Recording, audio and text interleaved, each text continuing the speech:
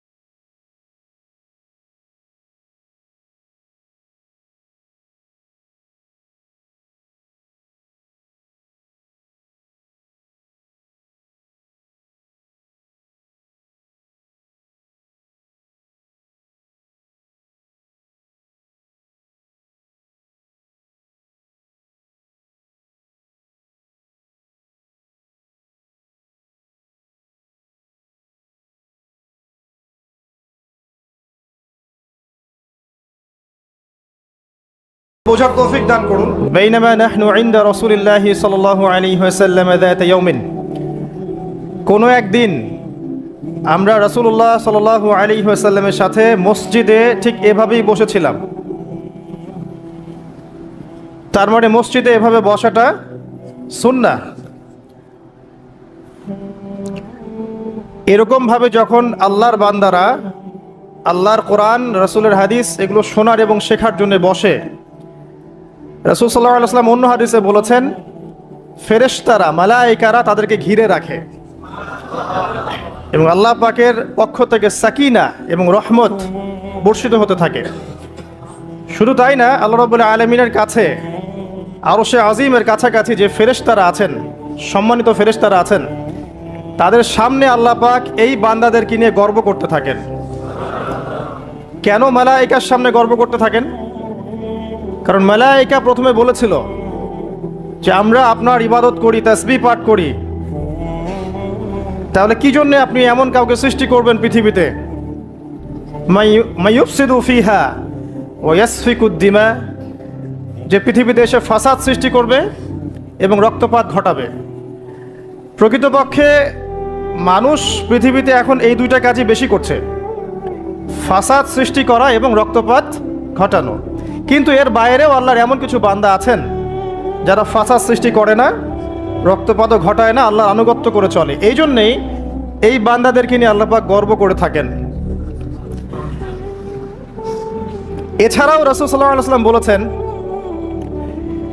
যে যখন জুমার দিন আসে, এই জুমার দিনে যদি কোনো ব্যক্তি সকাল সকাল গোসল করে, আর্লি মর্নিং গোসল করে, গোসল করার পরে তার উত্তম পোশাকটা পরিধান করে, আর গোসলটা করে ফরজ গোসলের মতো, আতর, সুগন্ধি, খুশবু তার সামর্থ্য অনুযায়ী ব্যবহার করে, এরপরে পায়ে হেঁটে হেঁটে মসজিদে আসে, বাহনে চড়ে নয়, পায়ে হেঁটে হেঁটে। যদি আপনি অনেক দূরে থাকেন সেটা আলাদা কথা। এবং ইমামের কাছাকাছি বসে মসজিদে আসার পরে যতটুকু সম্ভব হয় সুন্নত পড়ে নিল, নফল পড়ে নিল, এরপর ইমামের কাছাকাছি এসে বসলো। ইমামের খুতবা শ্রবণ করে মনোযোগের সাথে। খুতবা শ্রবণ করার সময় কাউকে কষ্ট দেয় না। কাউকে কষ্ট দেয় না মানে হচ্ছে যে কেউ কথা বললে তাকে এতটুকু বলে না যে তুমি চুপ করো, কোনো কষ্ট দেয় না। ইমামের খুতবা শ্রবণ করে, নামাজ পড়ে ইমামের সাথে। এই ব্যক্তির আমল নামায় নবী সাল্লাল্লাহু আলাইহি ওয়াসাল্লাম বলছেন যে প্রত্যেক পদক্ষেপের বিনিময়ে 1 বছরের নফল নামাজ আর 1 বছরের নফল রোজার নেকি লেখা হয়। জুমার এই সমস্ত নেকি নষ্ট হয়ে যাবে যদি আমরা এখানে আদব রক্ষা করতে না পারি। ওমর রাদিয়াল্লাহু আনহু বলছেন, আমরা এভাবেই একদিন মসজিদে বসেছিলাম, হাত্তা তালা আলাইনা রাজুলুন, এমনকি আমাদের ভিতর দিয়ে একজন ব্যক্তি প্রবেশ করলো। একজন ব্যক্তি প্রবেশ করলো। আমি যে হাদিসটা বলছি এটা হচ্ছে হাদিসে জিবরিল, এবং মুফাসসিরিন মুহাদ্দিস উভয়েই তারা বলে থাকেন এই হাদিসটা হচ্ছে উম্মাহাতুল হাদিস, হাদিসের মা বা জননী। ইসলামের সবকিছু এখানে পাবেন ইনশাআল্লাহ আযজা ওয়া জাল। হাত্তা তালা আলাইনা রাজুলুন, এমনকি একজন ব্যক্তি প্রবেশ করলেন। শাদীদুল বায়াদিস সিয়াব, তার কাপড়টা ছিল অত্যন্ত চকচকা, ধবধবে সাদা। ওয়া শাদীদুস সাওয়াদিশ শা'r, এবং তার চুলগুলো ছিল প্রচণ্ড কালো, কুচকুচে কালো, অনেকটা আমাদের এই ভাইয়ের মতো। তো এখান থেকে বুঝতে পারলাম যে টিপটাপ পরিপাটি থাকা, উত্তম পোশাক পরা, সুন্দর স্মার্ট থাকা ইসলামের সুন্নাহ। আর আমরা খেয়াল করলে দেখবেন সবচাইতে খারাপ কাপড়টা পরে মসজিদে আসে, আর সেই ব্যক্তি মসজিদে আসলেন সবচেয়ে সুন্দর কাপড়টা পরে, তার সামর্থ্য অনুযায়ী সবচেয়ে সেরাটা। কারণ আমরা এখানে আল্লাহর সাথে দেখা করতে এসেছি। আর স্মার্ট থাকার জন্য রাসূলুল্লাহ সাল্লাল্লাহু আলাইহি ওয়াসাল্লামের চেয়ে স্মার্ট কোনো সুন্নাহ নাই। তিনি ছিলেন এই পৃথিবীর সবচেয়ে বিচক্ষণ, প্রজ্ঞাবান, handsome, smart people, smart human being people না, তাই না? তার চেহারার চেয়ে সুন্দর চেহারা কারো আছে? তার চেহারার চেয়ে সুন্দর চেহারা, তার চোখের চেয়ে সুন্দর চোখ, তার চেয়ে সুন্দর করে কথা বলা, তার চেয়ে সুন্দর শারীরিক গঠন, তার চেয়ে সুন্দর গায়ের গন্ধ, তার চেয়ে সুন্দর করে হাঁটা, মানুষের সাথে মেশা, ইবাদত করা, আমল করা, আল্লাহর জন্যে সেজদা করা, কান্নাকাটি করা, যত কাজ নবী সাল্লাল্লাহু আলাইহি ওয়াসাল্লাম করতেন তার চেয়ে সুন্দর করে কেউ করতে পারবে? তো আজকের যুব সমাজ নবী সাল্লাল্লাহু আলাইহি ওয়াসাল্লামের আদর্শ বাদ দিয়ে অন্যান্য পশ্চিমা আদর্শ গ্রহণ করেছে, অথচ তারা বুঝতে পারে নাই সবচাইতে স্মার্ট পিপল হচ্ছেন, হিউম্যান বিং হচ্ছেন on the face of the earth রাসূলুল্লাহ সাল্লাল্লাহু আলাইহি ওয়াসাল্লাম। তো আমরা সবাই তার সুন্নাহ ফলো করতে পারি না? এই ব্যক্তি যখন মসজিদে আসলেন তার গায়ে ধবধবা সাদা পোশাক ছিল, আর সাদা পোশাক পরা নবী সাল্লাল্লাহু আলাইহি ওয়াসাল্লামের সুন্নাহ, তিনি এটা পছন্দ করতেন। চুল ছিল কালো, লা ইউরা আলাইহি আসারুস সাফার, তাকে দেখে মনে হচ্ছিল না যে সে সফর করে এসেছে, মানে কোনো ক্লান্তি নাই তার মধ্যে। আমরা মসজিদে আসলে ক্লান্ত হয়ে যাই, সমস্ত কাজকর্ম শেষ করে ক্লান্ত হয়ে মসজিদে আসি। আর তাদের সুন্নাহ ছিল তারা মসজিদে আসলে প্রাণ ফিরে পেতেন, আর আমরা মসজিদে আসলে ঘুমাই। এই যে আমি খুতবা দিচ্ছি, দেখবেন অনেকে ঘুমাবে। একটা আমল বলে দেই, যদি জুমার দিনে মসজিদে এসে ঘুম ঘুম লাগে তাহলে জায়গা চেঞ্জ করবেন, আপনি সরে যাবেন আরেক জায়গায়, আরেক ভাইকে ওই জায়গা দিবেন, দেখবেন ঘুম চলে যাবে ইনশাআল্লাহ। আর একটা দোয়া পড়বেন, আউযু বিকালিমাতিল্লাহি তাম্মাতি মিন শাররি মা খালাক, এই দোয়াটা পড়বেন, আউযু বিকালিমাতিল্লাহি তাম্মাতি মিন শাররি মা খালাক। লা ইউরা আলাইহি আসারুস সাফার, তাকে দেখে মনে হচ্ছিল না সে সফর করে এসেছে। ওয়ালা ইয়ারিফুহু মিন্না আহাদ, এবং তাকে আমাদের এই মদিনার কেউই চিনে না, আননোন একটা ফেস, অপরিচিত মানুষ, মনে হচ্ছে আকাশ থেকে টুক করে পড়েছে। এই কথাগুলো কে বলছেন? উমর রাদিয়াল্লাহু তাআলা। উমর রাদিয়াল্লাহু আনহু খুবই বিচক্ষণ সাহাবী এবং খুবই দূরদর্শিতা সম্পন্ন, সূক্ষ্মদর্শী। এবার সেই ব্যক্তি হাত্তা জালাসা মা নবী সাল্লাল্লাহু আলাইহি ওয়াসাল্লাম, এমনকি সে এসে নবী সাল্লাল্লাহু আলাইহি ওয়াসাল্লামের সাথে বসে পড়লো। কিভাবে বসলো? ফাসনাদা রুকবাতাইহি ইলা রুকবাতাইহি, তার এই যে দুই হাঁটু তাশাহুদের সময় আমরা যেমন করে বসি এইভাবে হাঁটুর সাথে হাঁটু লাগিয়ে বসলেন। ওয়াদআ কাফাইহি আলা ফাখিজাইহি, এবং তার দুই হাত এটা নবী সাল্লাল্লাহু আলাইহি ওয়াসাল্লামের রান উরু এর উপরে রাখলেন। চিন্তা করেন, দৃশ্যটা চিন্তা করেন। তো এই ব্যক্তি কিছু জানতে এসেছে। তো টিচারের কাছে ওস্তাদের কাছে এই যে শিক্ষার্থী যাচ্ছেন, তালেবে ইলম ওস্তাদের কাছে যাচ্ছেন, আদবটা খেয়াল করেছেন? ওই জায়গায় আমাদের জেনারেশনে কেউ থাকলে কি বলতো বলেন তো? হুজুর একটু তাকান দিকে, এটাই বলতো। মুসাফা করে হুজুর একটু দোয়া করে নেওয়ার জন্য, একটু তাকান হুজুর, একটা ছবি নিব খালি। এই ব্যক্তি এই কাজ করলো না। ওস্তাদের সাথে কিছু জানতে আসলে, কাছে কিছু জানতে আসলে দিনের ব্যাপারে আদব রক্ষা করতে হয়, না হলে জ্ঞান পাওয়া যাবে না। আর জ্ঞান পেলেও দেখবেন সেটার উপর আমল করার সৌভাগ্য হচ্ছে না, জ্ঞান ভুলে যাবে না। খুব সেন্সিটিভ বিষয়গুলা। আবু হানিফা রাহিমাহুল্লাহ যখন তার এই যে মজলিস বসাতেন, তখন বাছাই করে করে বসাতেন যে কাকে জ্ঞান বিতরণ করলে আমার কল্যাণ আছে। একটা হাদিস আছে, ফয়জুল কালাম বইয়ের মধ্যে পাবেন, যে আব্দুল্লাহ ইবনে মাসউদ রাদিয়াল্লাহু আনহু তিনি বর্ণনা করেছেন যে যদি আলেম ওলামায়ে কেরাম যদি সঠিক পাত্রে জ্ঞান বিতরণ করতেন, তাহলে ওলামায়ে কেরাম হতেন পৃথিবীর বুকে সবচেয়ে সম্মানিত এবং তারা নেতৃত্ব দিতেন। কিন্তু তারা ভুল পাত্রে জ্ঞান বিতরণ করেছে, দুনিয়াদারদের কাছে জ্ঞান বিতরণ করেছে।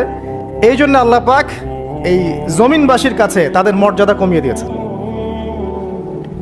তো সঠিক পাত্রে জ্ঞান বিতরণ, এই জন্য ওস্তাদের সাথে ছাত্রের যে আদব, এটা রক্ষা করতে হবে, না হলে জ্ঞান অর্জন করা যায় না এবং জ্ঞান কাজেও আসবে না। এবার এই ব্যক্তি জিজ্ঞাসা করছেন, ফাকাল ইয়া মুহাম্মদ, হে মুহাম্মদ সাল্লাল্লাহু আলাইহি ওয়াসাল্লাম, আখবিরনি আনিল ইসলাম, আমাকে ইসলাম সম্পর্কে বলুন। নবী সাল্লাল্লাহু আলাইহি ওয়াসাল্লাম বলছেন, আল ইসলাম, ইসলাম হচ্ছে আন তাশহাদা আল্লা ইলাহা ইল্লাল্লাহ, তুমি সাক্ষ্য দিবে যে আল্লাহ ছাড়া কোনো ইলাহ নেই, ওয়া আন্না মুহাম্মাদান রাসূলুল্লাহ, মুহাম্মদ সাল্লাল্লাহু আলাইহি ওয়াসাল্লাম আল্লাহর রাসূল। কোনো বর্ণনায় এসেছে আল্লাহর বান্দা এবং রাসূল। তারপরে ওয়া আন তুকিমাস সালাহ, এবং তুমি সালাত কায়েম করবে, ওয়া আন তুতিয়াজ যাকাত, এবং যাকাত প্রদান করবে, ওয়া তাসুমা রমাদান, রমাদান মাসে সাওম পালন করবে, ওয়া তাহুজ্জাল বাইত ইন ইসতাতা'তা ইলাইহি সাবিলা, যদি সামর্থ্য হয় তাহলে আল্লাহর পথে হজ করবে। এই পাঁচটা হচ্ছে ইসলামের পিলার। আল্লাহ পাক সূরা আলে ইমরানে বলেছেন না, ইন্নাদ দীনা ইনদাল্লাহিল ইসলাম, আল্লাহর কাছে একমাত্র জীবন ব্যবস্থা গ্রহণীয় সেটা কি? ইসলাম। কবরে গেলে প্রশ্ন হবে, মা দীনুক, দীনিয়াল ইসলাম। তো মাল ইসলাম, ইসলাম কি? এইটা হচ্ছে ইসলাম, ইসলামের সংজ্ঞা। পাঁচটা পিলার, এটা হচ্ছে ইসলাম। এটাকে স্বীকার করে নিলে একজন ব্যক্তি মুসলিম হয়, ঈমান নিয়ে আসলে মুমিন হয়, তাকওয়া অবলম্বন করলে মুত্তাকি হয়, আর হৃদয়ের মধ্যে কলবে ইহসান চলে আসলে মুহসিন হয়ে যায়। এটা সবচেয়ে বড় স্টেজ। তো এবার এই ব্যক্তি বলছেন, সাদাত, আপনি সত্য বলেছেন। উমর রাদিয়াল্লাহু আনহু বলছেন, ফাআজিবনা লাহু, আমরা অবাক হয়ে গেলাম। ইয়াসআলুহু ওয়া ইউসাদ্দিকুহু, এই ব্যক্তি নিজেই প্রশ্ন করলো, নিজে আবার সত্যায়ন করলো। এটা কি হয় কখনো? কেউ যখন জানতে আসে কিছু টিচারের কাছে, সে কি সত্যায়ন করতে পারবে আপনার কথা ঠিক আছে এটা বলতে পারবে? তার মানে সে আগে থেকে উত্তর জানতো। তো উমর রাদিয়াল্লাহু আনহু কিন্তু এখন খুব কনসিয়াস, এই ব্যক্তি কে আসলে। এইটুকু আমরা একটু আলোচনা করে নেই। নবী সাল্লাল্লাহু আলাইহি ওয়াসাল্লাম এখানে বলেছেন ইসলাম মানে হচ্ছে সাক্ষ্য দেয়া লা ইলাহা ইল্লাল্লাহ এবং মুহাম্মাদুর রাসূলুল্লাহ। এই তো এর মানে হচ্ছে, খুব সংক্ষিপ্ত আকারে বলছি, খুতবায় অনেক বড় বলার সময় থাকে না। এর মানে হচ্ছে আমাকে তাওহীদের উপর থাকতে হবে এবং শিরিক থেকে দূরে থাকতে হবে। আর মুহাম্মাদুর রাসূলুল্লাহ মানে হচ্ছে আপনাকে সুন্নাহর উপর থাকতে হবে, বেদাত থেকে দূরে থাকতে হবে। আবার বলছি, লা ইলাহা ইল্লাল্লাহ সাক্ষ্য দেওয়ার মানে হচ্ছে তাওহীদের উপর থাকতে হবে, শিরক থেকে দূরে থাকতে হবে। আর মুহাম্মাদুর রাসূলুল্লাহ, এই সাক্ষ্য দেওয়ার অর্থ হচ্ছে আমাকে নবীর সুন্নাহর উপর থাকতে হবে, বেদাত থেকে দূরে থাকতে হবে। তাওহীদ আপনারা জানেন, তাওহীদে রুবুবিয়্যাহ, তাওহীদে উলুহিয়্যাহ, একটা কি তাওহীদে আসমা ও সিফাত। মানে একমাত্র আল্লাহকেই সৃষ্টিকর্তা, পালনকর্তা, রিজিক দাতা, জীবন মৃত্যুর মালিক, বিধান দাতা, সন্তান দাতা, হায়াত মতের মালিক, সব কিছু কোথা থেকে হয়? আল্লাহ থেকে। এই কনসেপ্টের নাম হচ্ছে লা ইলাহা ইল্লাল্লাহ। আর যদি কেউ আল্লাহর সাথে শিরক করে, মানে কেউ মনে করে আল্লাহ ছাড়া কোনো সৃষ্টিকর্তা আছেন, বা আল্লাহ নাই, বা আল্লাহ আছেন আরও কেউ আছে, অথবা কেউ যদি আল্লাহ ছাড়া অন্য কারোর জন্য সেজদা করে, অন্য কারো কাছে দোয়া করে, অন্য কারো কাছে সন্তান চায়, অন্য কোথাও নজর করে, অন্য কোথাও মানত করে, আল্লাহ ছাড়া অন্য কারো নামে কসম করে, ঠিক আছে, তাকদীরকে অস্বীকার করে, দুনিয়ার জন্যে দিনের জ্ঞান অর্জন করে, ঠিক আছে, তারপর আল্লাহ ছাড়া অন্য কারো কাছে সন্তান চায়, এরকম অনেক বিষয় আছে। এই কাজগুলোতে কেউ যদি লিপ্ত হয় তাহলে সে কি করবে? শিরক করবে। তো এই হলো সংক্ষিপ্ত আকারে বললাম আপনার তাওহীদ, এর উপর থাকতে হবে লা ইলাহা ইল্লাল্লাহ, তখন শিরক করা যাবে না। তাওহীদে থাকলে জান্নাত, আর শিরকে থাকলে বিনা হিসাবে জাহান্নাম। কারণ নবী আল্লাহ রাব্বুল আলামিন সূরা নিসার মধ্যে বলেছেন, ইন্নাল্লাহা লা ইয়াগফিরু আন ইউশরাকা বিহি, আল্লাহ পাক শিরক করার গুনাহ মাফ করেন না, ওয়া ইয়াগফিরু মা দুনা যালিকা লিমান ইয়াশা, এছাড়া অন্য যে কোনো গুনাহ আল্লাহ পাক যাকে ইচ্ছা মাফ করে দিবেন। কিন্তু শিরক করার পরে বিনা তওবায় যদি মারা যায়, এই গুনাহ মাফ হবে না।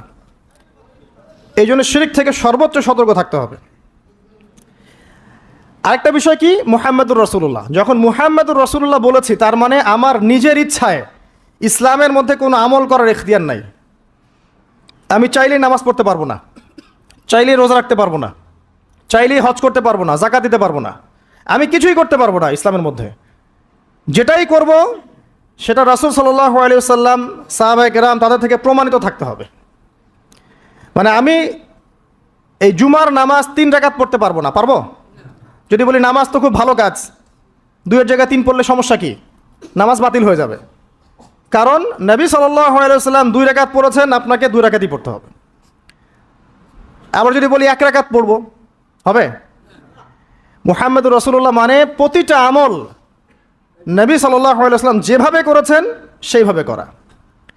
তার কথার সাথে তার কাজের সাথে যদি কারো কথা কাজ মিলে যায়, সেটা গ্রহণ করতে কোনো সমস্যা নাই। কিন্তু তার কথার সাথে তার কাজের সাথে যার কথাই মিলবে না, সেটা গ্রহণ না করাই আপনার উপর ওয়াজিব। এক কথায় আমাদের ইবাদত বন্দেগী করার, দিনের পথে চলার একমাত্র আদর্শ মানদণ্ডকে মুহাম্মদ সাল্লাল্লাহু আলাইহি ওয়াসাল্লাম, এটাই হচ্ছে মুহাম্মদুর রাসূলুল্লাহ। এরপরে বলেছেন ওয়া আন তুকিমাস সালাহ, সালাত কায়েম করতে।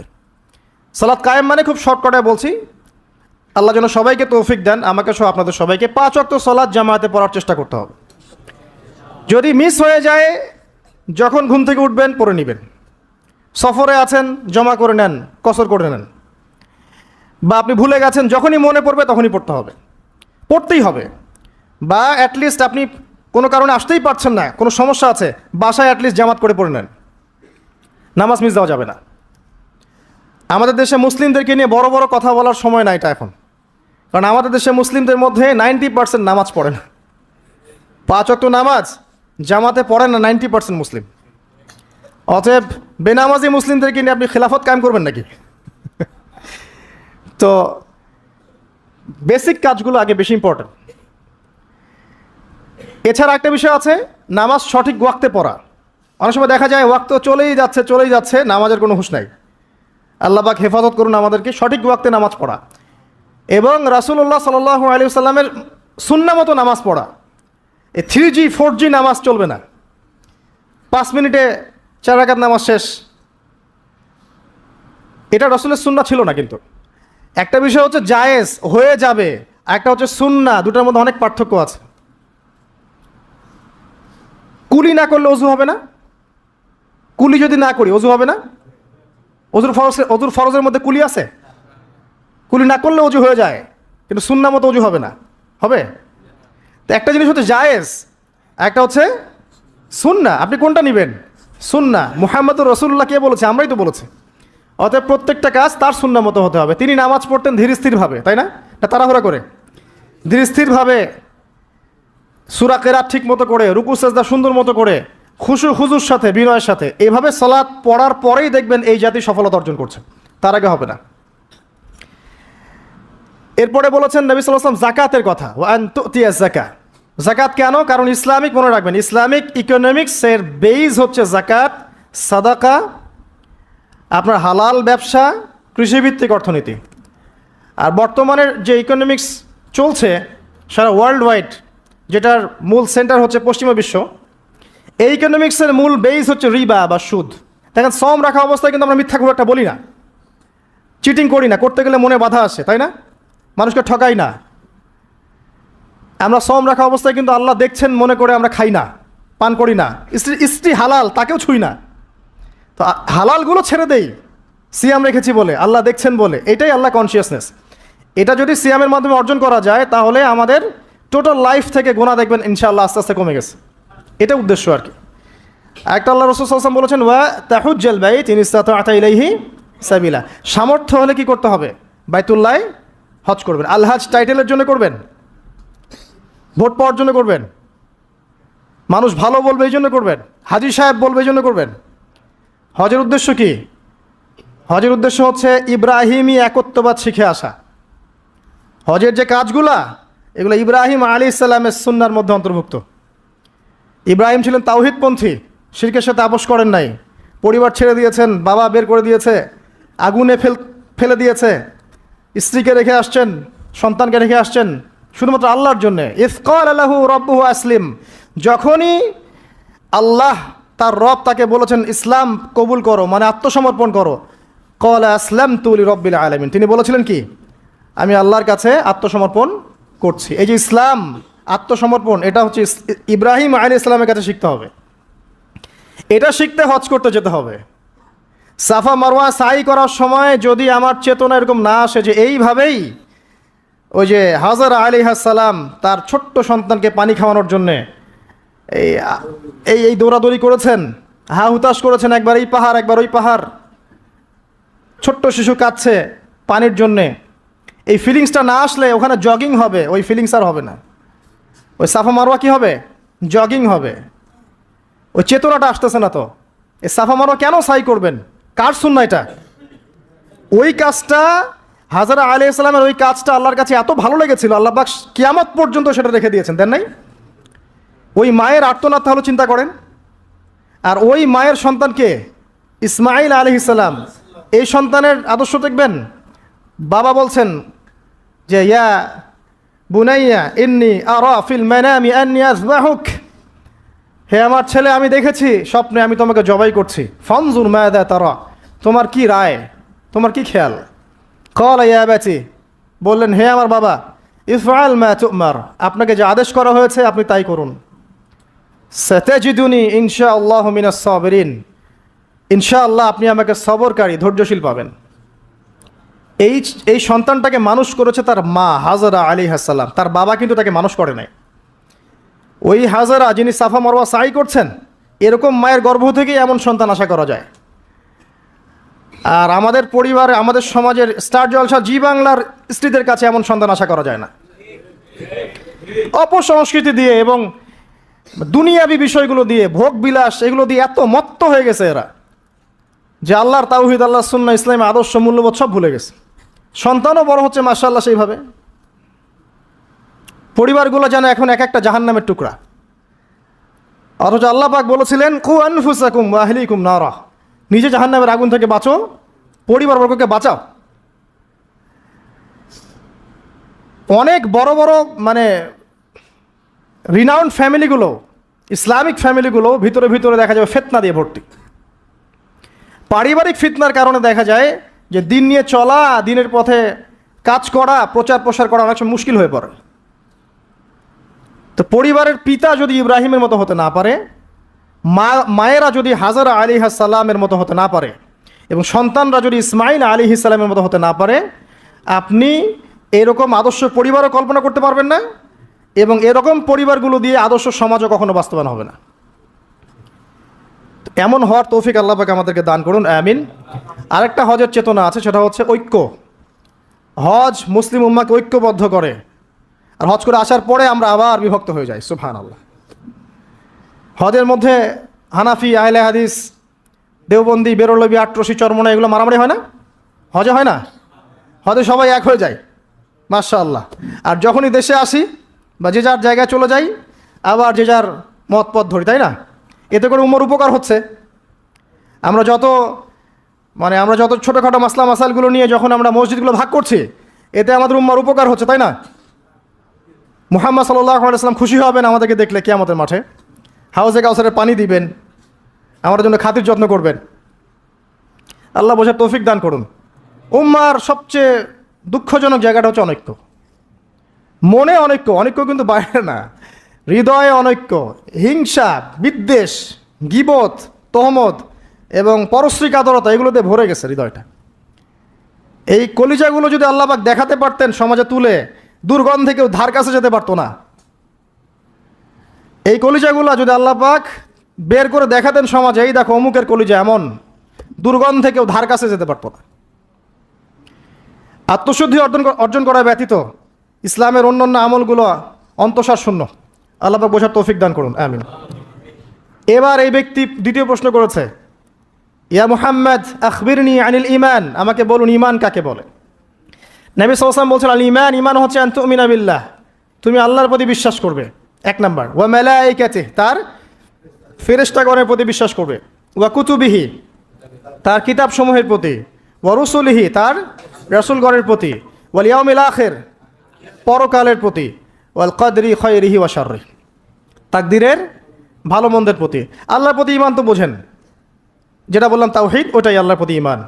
দুই নাম্বার হচ্ছে মালায়েকা, ফেরেশতাদের প্রতি বিশ্বাস করেন তো?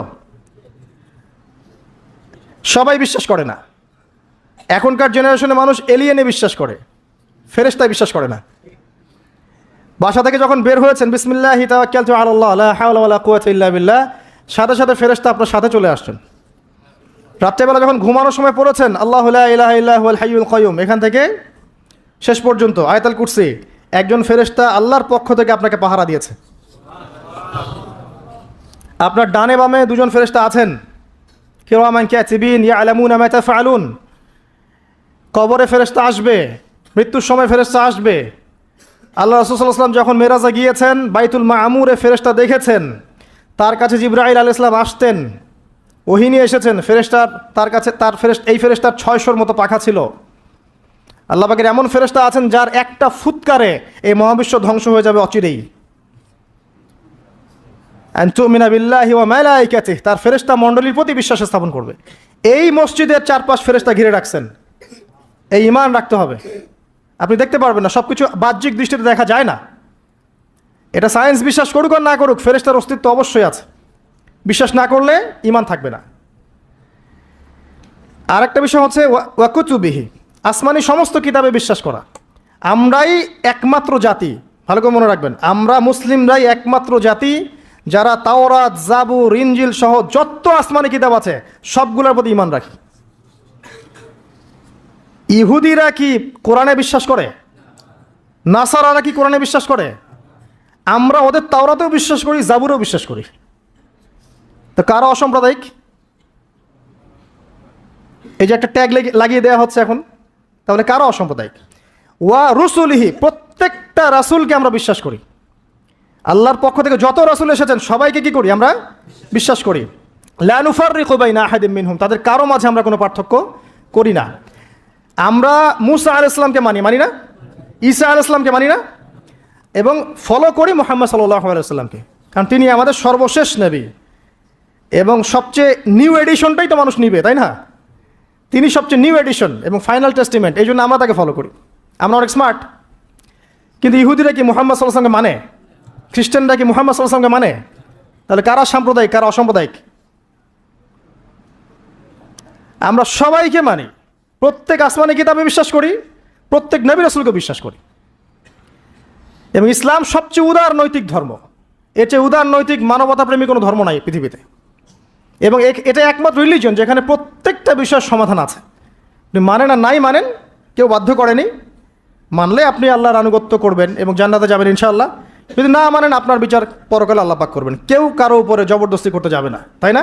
লা ইকরাহা ফিদ্দিন, দিনের মধ্যে কোনো বাড়াবাড়ি নাই। ফাযাক্কির ইন্নামা আনতা মুযাক্কির, তুমি উপদেশ দাও, তুমি শুধুমাত্র কি উপদেশদাতা। লাস্তা আলাইহিম বিমুসাইতির, তুমি কারো উপরে দারোগা নও, জাস্ট মেসেজ পৌঁছে দেয়া, মানলে মানবে, না মানলে না, সিম্পল। এর জন্য কি বোমাবাজি করতে হবে? রাষ্ট্রের মধ্যে অরাজকতা সৃষ্টি করতে হবে? হিন্দু মুসলিম মারামারি করতে হবে? কিচ্ছু করতে হবে না। এগুলো ইসলামের সাথে সাংঘর্ষিক, এগুলো করতে যাবেন না। বরং এইসব কাজের কারণে ইসলাম ক্ষতিগ্রস্ত হয়, মুসলিমরা ক্ষতিগ্রস্ত হয়। মুসলিমদের সবচেয়ে বেশি দরকার এখন পড়াশোনা করা, পড়াশোনা করা, জ্ঞান অর্জন করা। জ্ঞান অর্জন করতে থাকেন, ইনশাআল্লাহ আল্লাহ আপনার হৃদয়ের চোখ খুলে দেবে ইনশাআল্লাহ। আল্লাহ পাক সবাইকে পরিপূর্ণ জ্ঞান অর্জন করা তৌফিক ইনায়াত করুন, আমিন। আরেকটা বলেছিলেন ওয়াল ইয়াউমিল আখির, পরকালে বিশ্বাস করা, তাই তো? পরকাল মানে এই মৃত্যু থেকে শুরু হবে পরকাল, তারপরে কবরের প্রশ্ন উত্তর। যে ব্যক্তি পৃথিবীতে আল্লাহর সাথে শিরিক করেছে সে কখনো মান রব্বুক প্রশ্নের উত্তর দিতে পারবে না। যদি শিরিক থেকে তওবা না করে মারা যায় সে কখনো মান রব্বুকা প্রশ্নের উত্তর দিতে পারবে না, পসিবল না। যে ব্যক্তি পৃথিবীতে তাওহীদের উপর থাকবে ইনশাআল্লাহ সে ব্যক্তি মান রব্বুক প্রশ্নের উত্তর দিতে পারবে। পৃথিবীতে যে ব্যক্তি ইসলামকে ঠাট্টা বিদ্রুপের ছলে গ্রহণ করেছে, এর আনুগত্য করেনি, একে রিজেক্ট করেছে, সে মা দিন উকা প্রশ্নের উত্তর দিতে পারবে না। পৃথিবীতে যে ব্যক্তি রাসূল সাল্লাল্লাহু আলাইহি ওয়াসাল্লামের আদর্শ মতো চলেনি, মান নবিয়ুকা বা মান হাযার রাজুল বুইসা ফিকুম, এই প্রশ্নের উত্তর দিতে পারবে না। আর বিশ্বাস করেন যারা এই তিনটা প্রশ্ন উত্তর দিতে পারবে, অর্থাৎ তাওহীদপন্থী, সুন্নাহপন্থী এবং দিনকে পরিপূর্ণরূপে গ্রহণকারীরা, তাদেরকে আরও একটা প্রশ্ন করা হবে। ফেরেশতারা অবাক হয়ে বলবেন যে কিভাবে তুমি এগুলো জানলা, কিভাবে তুমি এগুলো জানলা? সে ব্যক্তি তখন বুক ফুরিয়ে বলবে যে আমি করাআতু কিতাবাল্লাহ, আমি আল্লাহর কিতাব পড়েছি, ফাআলিমত, এরপরে জেনেছি। তো আল্লাহর কিতাব পড়া হয় তো মাশাআল্লাহ নিয়মিত? আল্লাহর কিতাব নিয়মিত পড়া হয় তো মাশাআল্লাহ? পড়বেন প্রিয় ভাইয়েরা, ডেইলি আধা ঘন্টা হলেও, আমি বলি 10টা মিনিট হলেও কোরআন পড়বেন। আধা ঘন্টা পড়লে আরও ভালো, 1 ঘন্টা পড়লে সবচেয়ে ভালো। সবচেয়ে ভালো হয় ডেইলি 1 পারা করে পড়তে পারলে। আমার পরিবারবর্গ এই কাজটা করে মাশাআল্লাহ, ডেইলি 1 পারা পড়তে চেষ্টা করে, আমি পারি না। কারণ শুধুমাত্র তোতা পাখির মতো পড়ে গেলে আমার মন ভরে না, যতক্ষণ পর্যন্ত না আয়াতগুলোকে নিয়ে আমি ভাবছি, গবেষণা করছি, অর্থটা বুঝতে হবে। তো ডেইলি 1 পারা পড়ার অভ্যাস করলে হবে কি, মাসে 30 পারা, প্রতি মাসে 1 খতম। দেখবেন আপনার জীবনে বরকত আসতেছে, আপনার হায়াতে বরকত হচ্ছে, রিজিকে বরকত হচ্ছে, মনে একটা শান্তি থাকবে। আর কোরআন যে যত বেশি তেলাওয়াত করে মানসিক চাপ নেওয়ার ক্ষমতা তার তত বেশি থাকে। এটা আপনি প্রমাণিত, পরীক্ষা করে দেখেছি আমি। 3 দিন 7 দিন কোরআন থেকে দূরে থাকলে মানসিক চাপ নিতে পারি না, কিন্তু কোরআনের অ্যাটাচমেন্টে থাকলে, সংস্পর্শে থাকলে দেখবেন আপনি মানসিক চাপ নিতে পারতেছেন। কারণ এটা আল্লাহর পক্ষ থেকে নাজিল করা অভ্রান্ত সত্যের উৎস। এই হলো পরকাল, প্রশ্নের উত্তর। তারপরে পুনরুত্থান, যেখানে 50,000 বছর দাঁড়িয়ে থাকতে হবে। মানুষ অতিষ্ঠ হয়ে যাবে যে বিচার কেন শুরু হচ্ছে না। একবার আদম আলাইহিস সালামের কাছে, একবার নূহ, একবার মুসা, একবার ঈসা, সবার কাছে মানুষ ছুটতে থাকবে বিচারটা শুরু হোক, অ্যাটলিস্ট জান্নাত জাহান্নাম পরে দেখা যাবে, আগে শুরুটা হোক। দাঁড়ায় থাকতে থাকতে আমরা শেষ। এই যে ঘাম দিয়ে কারো টাকনু, কারো হাঁটু, কারো বুক, কারো গলা, চিন্তা করা যায়? দেখবেন খেয়াল করে, নামাজ যদি 10-এর জায়গায় 15 মিনিট হয়, অস্থির মুসল্লি থাকতে পারে না। আর এই যুগের মানুষটা বেশি অস্থির, বিকজ অফ এই টেকনোলজিক্যাল রেভলিউশন। এগুলো আমাদেরকে খুব ফাস্ট সব কিছু পাওয়ার একটা তাড়না সৃষ্টি করে। সব দ্রুত পেতে হবে, দ্রুত পেতে হবে, এই জন্য স্থির না, তারা অস্থির। তো ওই অস্থির মানুষকে আল্লাহ পাক কিয়ামতের মাঠে দাঁড় করে রাখবেন 50,000 বছর। সূরা মাআরিজ পড়ে দেখেন। এরপরে আমাদের নবী সাল্লাল্লাহু আলাইহি ওয়াসাল্লামের কাছে আসবেন যখন মানুষেরা, তিনি তখন একমাত্র ব্যক্তি তিনি, যিনি উঠে সেজদায় পড়ে যাবেন আল্লাহর কাছে। আল্লাহ বলবেন তোমার যা ইচ্ছা তুমি চাও, কবুল করা হবে। এই ব্যক্তির আদর্শ আমরা এখনো মানতে পারি নাই।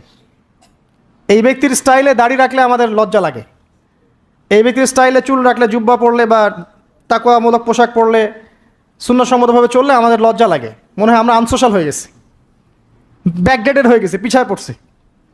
এই ব্যক্তি সুপারিশ করবেন, তিনি পড়েই থাকবেন সেখানে যতক্ষণ পর্যন্ত আল্লাহ পাক তার দোয়া কবুল করেন। এটা একটা। আরেকটা হচ্ছে যখন কবিরা গুনাহগার ব্যক্তিদেরকে জাহান্নামের জন্য আযাবের ফয়সালা হয়ে যাবে, আমাদের নবী সাল্লাল্লাহু আলাইহি ওয়াসাল্লাম সুপারিশ করে এই উম্মতের কবিরা গুনাহগার ব্যক্তিদেরকে জান্নাতে নিয়ে যাবেন ইনশাআল্লাহ।